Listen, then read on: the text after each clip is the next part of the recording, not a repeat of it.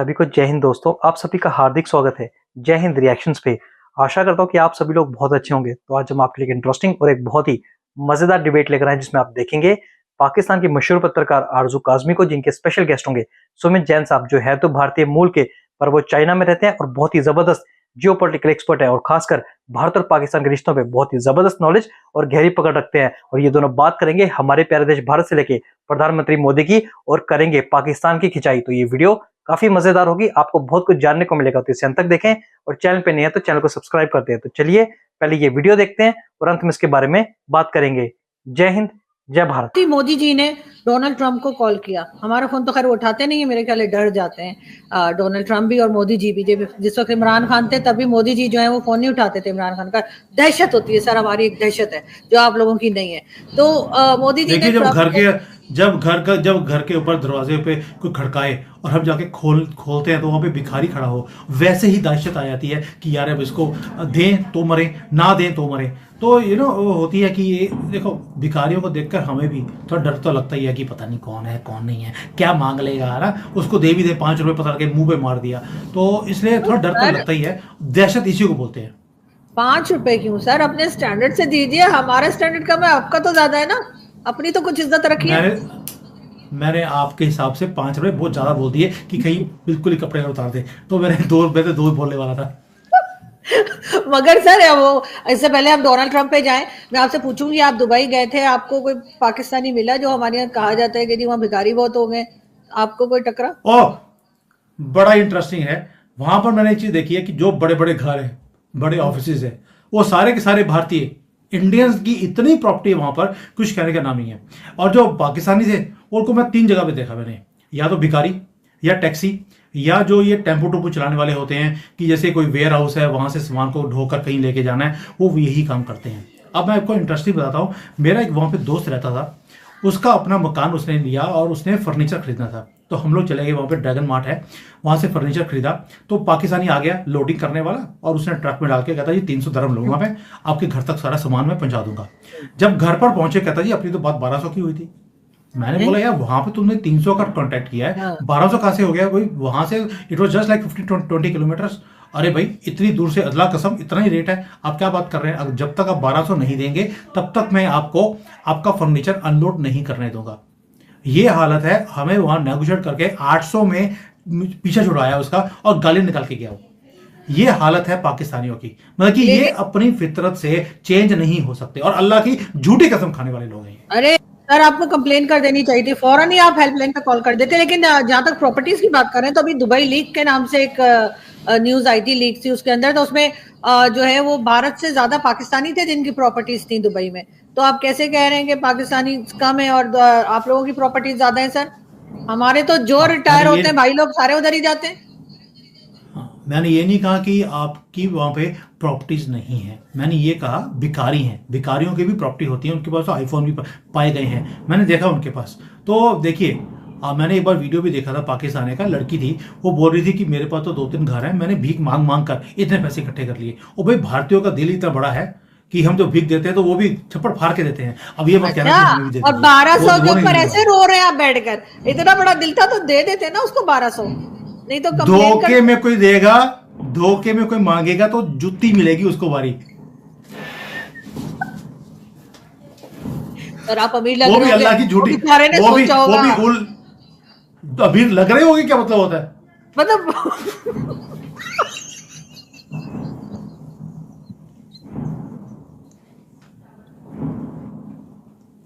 वही थोड़े थोड़े आप दिल पे ले गए। मैं डोनाल्ड ट्रंप पे चले जाते हैं।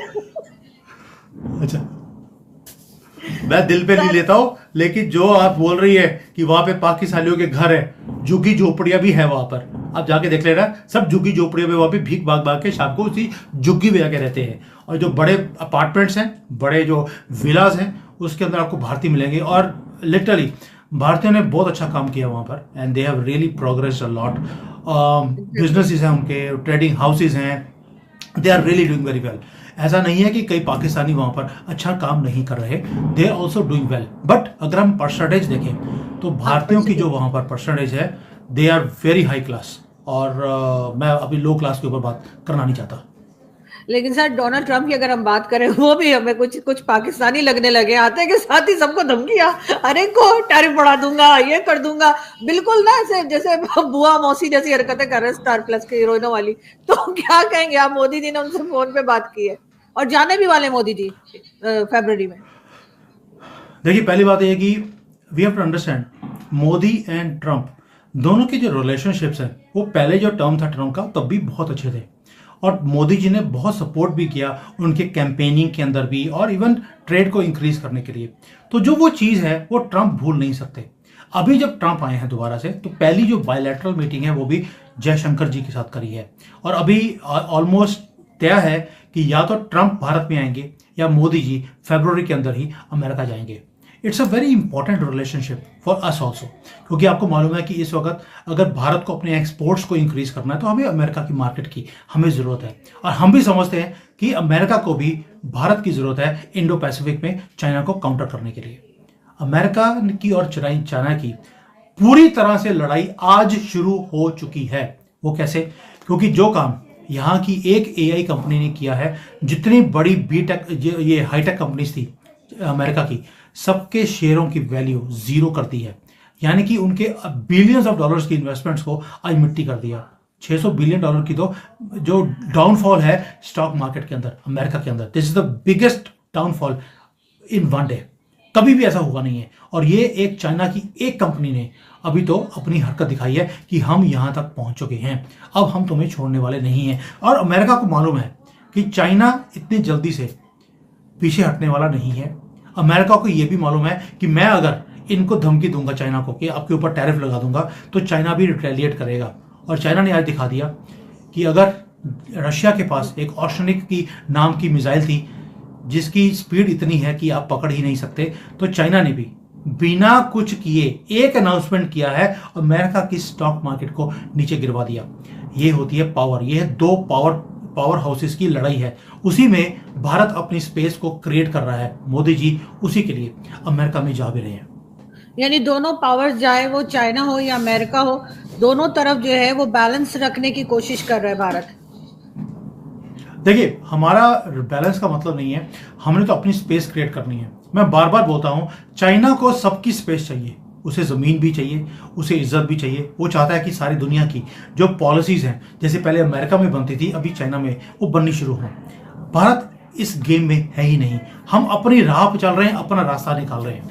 हमारा अमेरिका में जाकर ट्रंप से मिलने का मकसद एक ही है कि आप जिससे तंग हैं, हम भी उसी से तंग हैं, और आप भी कुछ कीजिए, हम भी कुछ करते हैं, मिलकर इसकी वाट लगाते हैं।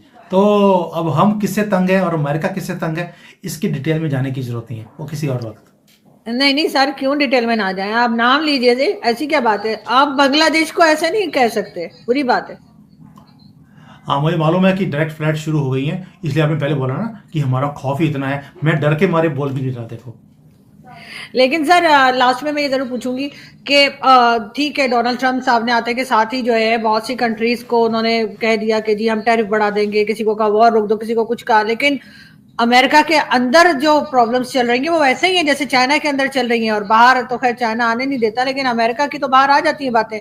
तो क्या लग रहा है आपको कि डोनाल्ड ट्रंप का ये जो 2.0 उनकी जो नई एक तरह से प्रेसिडेंसी है, वो कितनी ज्यादा उनके लिए टफ रहेगी?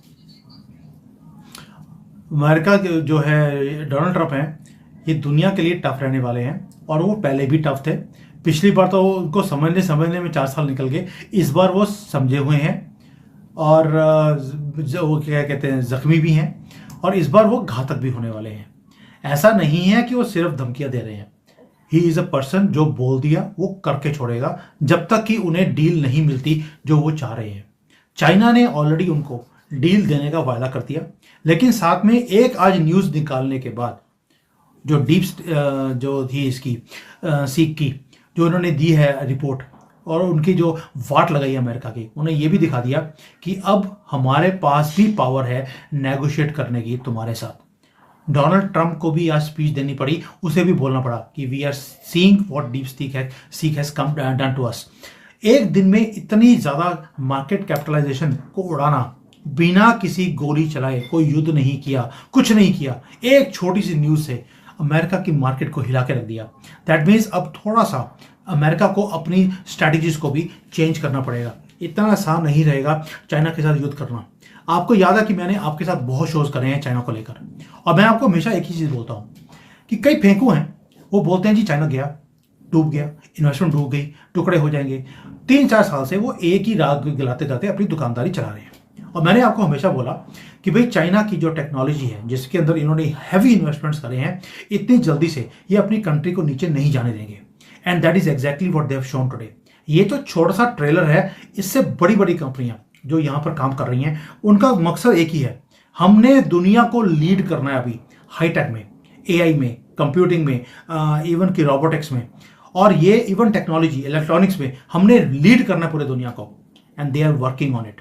यहाँ पर कितना ज़्यादा काम चल रहा है। अब ये कॉपी पेस्ट वाले कंट्री नहीं रही है, they are working hard on it. They are going to give a tough time to America also. अब देखते हैं कि अमेरिका में जो डोनाल्ड ट्रंप है वो क्या करते हैं।